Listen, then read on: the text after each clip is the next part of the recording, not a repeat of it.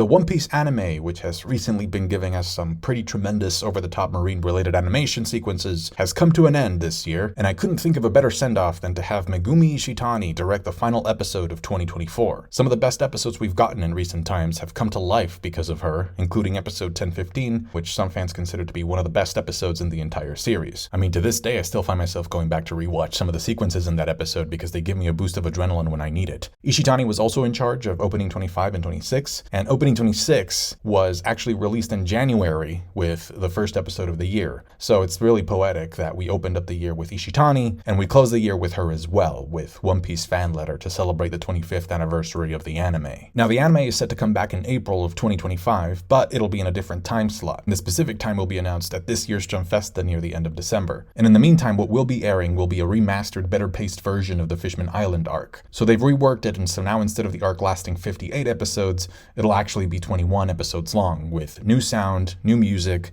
a new ending, which they already revealed, and a remastered version of the We Go opening sung by the Straw Hat voice actors as well. Now, regarding Kuzan and Kobe's hockey, the anime, I thought, did a really good job at continuing to keep things somewhat ambiguous in terms of defining whether they used conkers or armament. One thing I did notice, though, is that when Garp uses advanced conkers, the animators repeatedly add a bit of a radiant glare coming from his eyes when he activates it, which is also something that they did when we saw Roger use it during the Odin flashback. And so that's something that we don't see with Kuzan nor with Kobe's eyes. We don't get that glare. In fact, when Kobe charges up Honesty Impact, the emphasis is more on his hands, on his fist, which is way more similar to the way the anime showcased Luffy learning how to use advanced armament in Wano. I still say that it's pretty confusing and debatable whether Kobe and Kuzan are just using armament in those scenes, especially with Kobe, because they did add a pretty thick and thunderous lightning effect to the aftermath of his attack. Regardless, though, I want to highlight the amount of work and thought that goes into some of these impact frames that last less than a second, because in the Garp vs. Aokiji clash, when the punches connect, we see things like a snowflake in the middle. But even before that, there's a younger version of Garp being reflected in Kuzan's glasses, and then as the ice shatters from the blast of the attack, we see younger versions of the characters in the ice shards as well. In other news, I can happily say that after all this time, the Elbaf arc has officially started in the manga. And it feels good to say that because I don't really consider the whole Legoland thing with Road/Rodo to be the official start of the arc. That just felt more like a mini prologue, one that was surprisingly Nami-centric, because something that we do know about Road is that just like Nami, he is the navigator of the crew. He had his first canonical mention during the Big Mom flashback, where him, Loki, and Goldberg were said to be around the same age, which is cool because we see both Loki and Goldberg in this follow-up chapter to complete that trio. And Oda was very intentional in the writing of the Legoland prologue to give Nami a double victory in a sense, because not only does she fry up Road with Zeus, but she also trounces him as a navigator because she memorizes the schematics of this whole world that he's built pretty instantly. So it was really good to see Nami shine there. But at the same time, this whole Legoland section also highlights an issue that we've had ever since the start of the post-time skip, which is that Oda has a very clear idea of how to handle the wings of the Pirate King. He knows what to do with Zoro and Sanji. That's not an issue. He also knows how to give Nami some shine, and he obviously knows what he's doing with Luffy. The problem comes with Usopp and Chopper, because excluding Dressrosa for Usopp and maybe even Fishman Island, Chopper and Usopp have been neglected as characters, because Chopper has become more of a way of marketing plushies to the public, and the fact that even Luffy calls Usopp out on him not defeating that cat in the beginning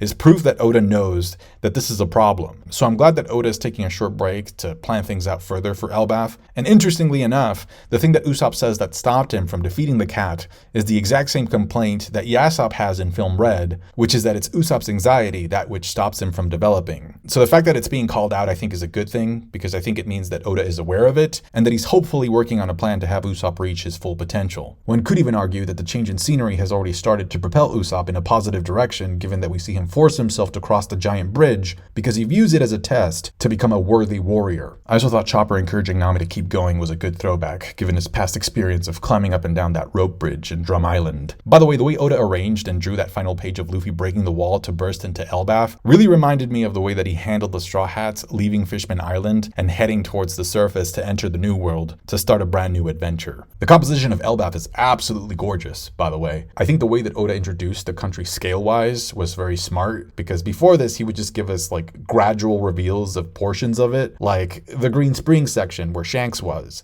or the giant village with the wooden houses, or the sharp mountain terrain that we saw in the beginning of Big Mom's flashback. And so much like with Yggdrasil, it turns out that all of these are just realms that comprise the enormity of this giant country with different climates. So it's similar to Wano, but on steroids. And so with Wano, there was always that theory that it was the ancient giant oars, also known as the continent puller, who combined the different territories of Wano into one. And so just like in Onigashima, we also see a giant sword, but the size of that sword is unlike anything we've ever seen. I mean, that sword is well over half the height of the tree. So it'll definitely be an island where Luffy's Gear 5 giant form will come in handy and be used at some point. But going back to Road for a moment here, I took a very quick trip to Albuquerque recently, and the hotel where I stayed at had this giant statue of a Native American shaman / witch doctor of sorts in the lobby, and the design really reminded me a lot of Rhodes' outfit. Now, we've seen similar designs to Rhodes' mask before in Elbaphian constructions, like the figurehead on the new giant warrior pirate Viking ship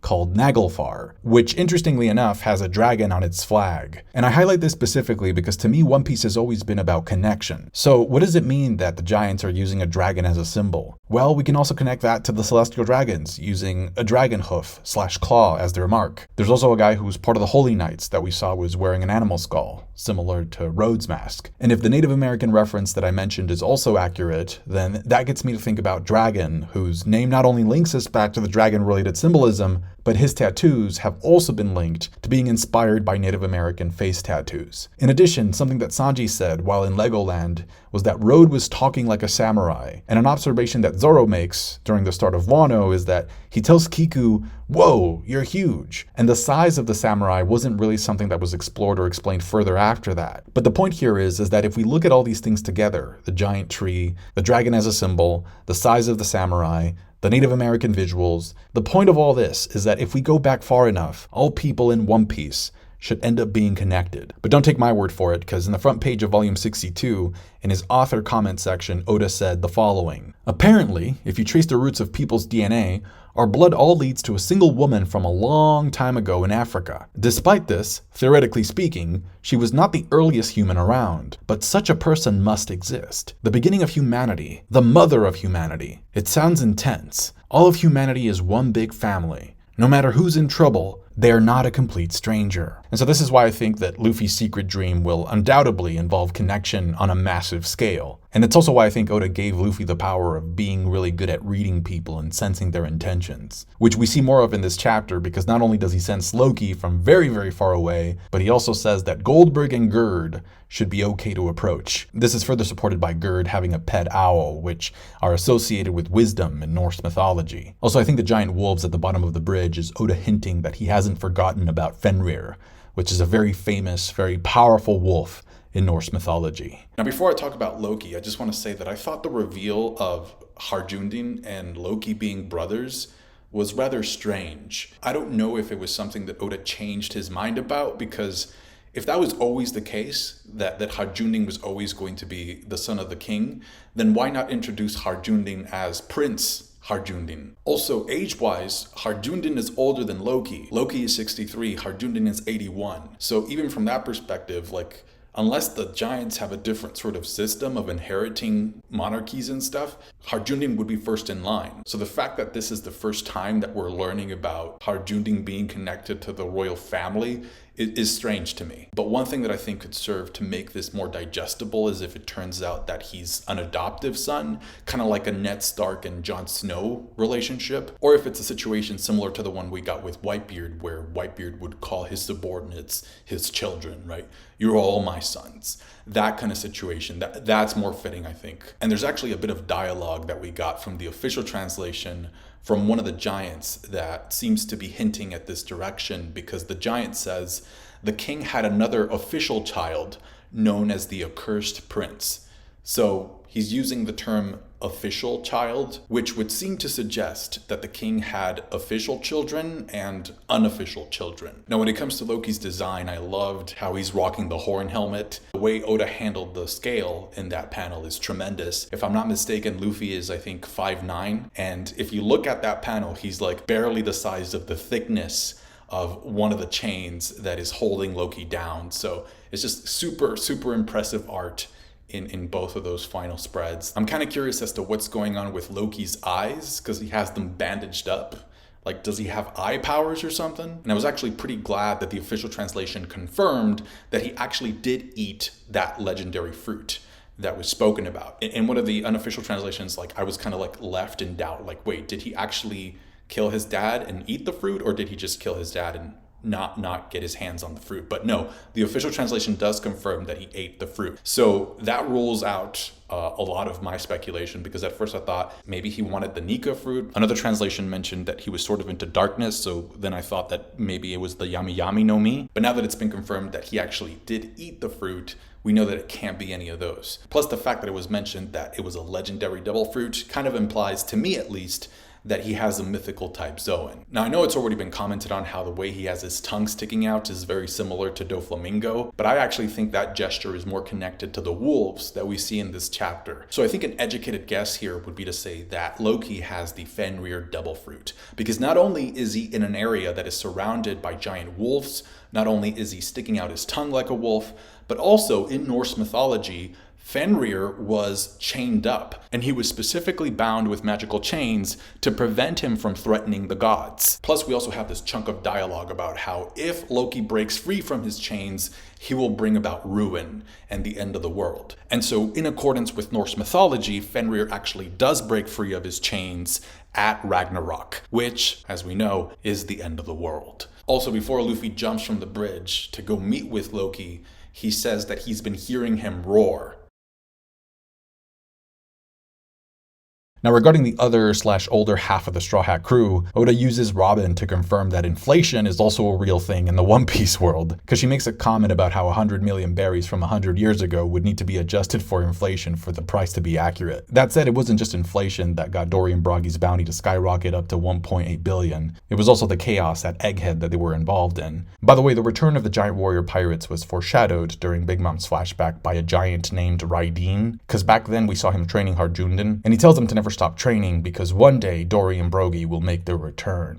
And it actually really surprised me that even though Luffy is being framed for Vegapunk's murder, his bounty, at least from what we know so far, has stayed the same. Now, at one point, Brook wonders where Luffy's Gear 5 picture was taken on Egghead, and so I strongly suspect that it was Stussy who took the picture and submitted it to Morgans for him to publish, because thanks to Big Mom's tea party, we learned that they had some history together and appeared to be on friendly terms with each other. So Brook questioning where Luffy's picture came from gets me to think that that's Oda's indirect way of confirming that Stussy made it out of Egghead alive, just like we would expect. Yet even though the chapter is good news for Stussy, I think it spells out the opposite for Vivi. It's become super clear now that the reason for why Oda decided to separate the Alabastian half of the crew from the older half of the crew is because the Straw Hats that fought in Alabasta would have understood the meaning of the X mark on Luffy's arm in the newspaper immediately. So I think it's a distress signal, and the reason for it is because the last time we saw Vivi, she kept arguing with Morgans over him publishing clickbait, and Morgans was getting gradually more annoyed at her. I mean, he even threatened her with telling the government her location. Plus, we also know that Imu already ordered the Gorosei to find her and bring her in. So that's definitely setting something up, because even Wapol reminds Vivi that they both have nowhere to go, and Vivi still continues to argue with Morgans. She actually calls him a liar after he says that he's going to publish that Luffy killed Vegapunk, which we now know is a headline that actually does get published. And prior to that, Morgans was telling her, like, are you sure you want to take that attitude with me, princess? So I think Vivi is now in trouble, and the reason for why the X mark on Luffy's arm is superimposed is because she drew it on the picture before it went out to print. The thing reminds me a whole lot of the 3D2Y situation, and I know a lot of fans have already made comparisons between the Egghead arc and what happens at Sabaody Archipelago,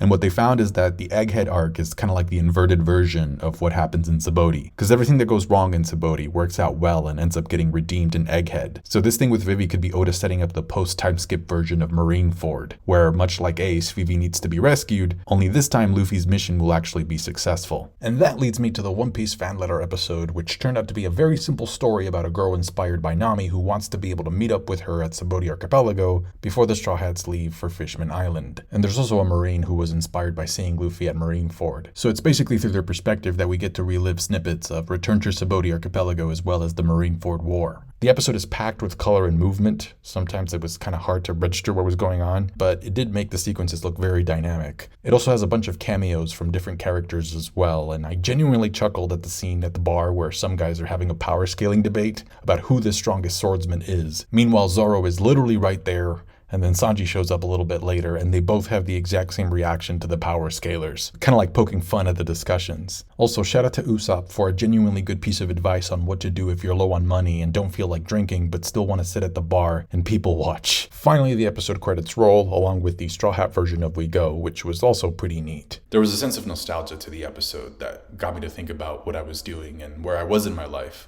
back when Fishman Island was going on in the anime and manga. In other news, the official One Piece Instagram page has revealed the cover for volume 110. It looks like this. In the first couple of drafts for the cover, it seemed like Oda was thinking about including Vegapunk in it, but then he changed his mind, which I appreciate. And that is it, at least for now. One Piece fan letter.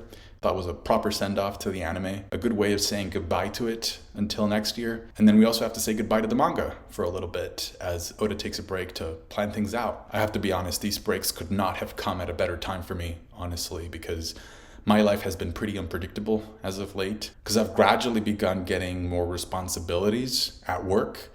And then my dad spent virtually like most of last week in the hospital. So yeah, it's been kind of like just taking it one day at a time for me. This year has been kicking my butt in a sense. So thank you for understanding and for your patience. I thought it was a great chapter. Hope you enjoyed it as well. Take care. Have a good week. I'll catch you guys later. Bye.